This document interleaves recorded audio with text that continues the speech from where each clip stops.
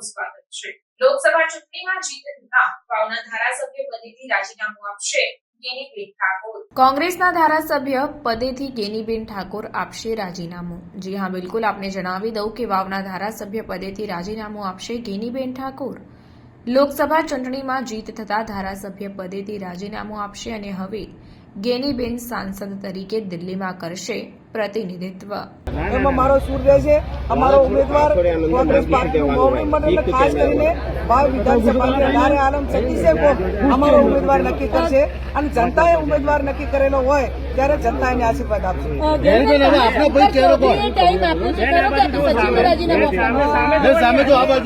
એમની જોડે મારો કોઈ સીધો સંપર્ક થયો નથી। એટલે આ બાંભણિયાજીનો બૂમ જો ખતરનાક ના રહી યાર।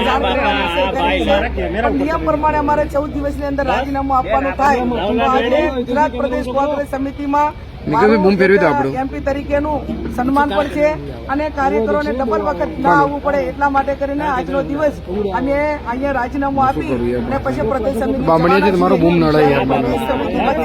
સમગ્ર ગુજરાતના મતદારોનો આભાર માનશું। સમગ્ર ગુજરાતમાં કોંગ્રેસ પાર્ટીને સારા એવા વોટ એ ગુજરાતની જનતાએ આપ્યા। અમારા ઉમેદવારો લડાયક રીતે લડ્યા। મનોબળ પૂરું પાડવા માટેનો એક આભાર દર્શન માટેનો કાર્યક્રમ ગુજરાત પ્રદેશ કોંગ્રેસ સમિતિના પ્રમુખે રાખ્યો છે ત્યારે અમે અહીંથી બધા ત્યાં જઈશું।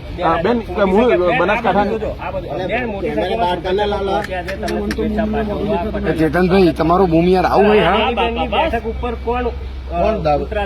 ઘણું રાજીનામા આપે ત્યારે જેને મત આપ્યા હોય એનો ક્યાંક વિશ્વાસ ઉઠતો હતો, ક્યાંક નારાજગી આવતી હતી, પણ આ રાજીનામું આજે ખુશીનું રાજીનામું અરે અમને બૂમ આવે છે અંદર રાજીનામું છે ત્યારે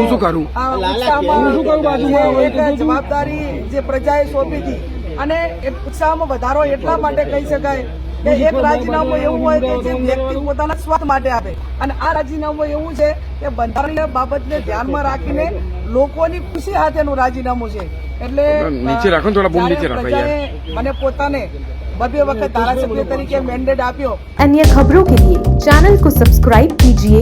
खबरों का नोटिफिकेशन पाने के लिए बेल आइकॉन को जरूर दबाएं।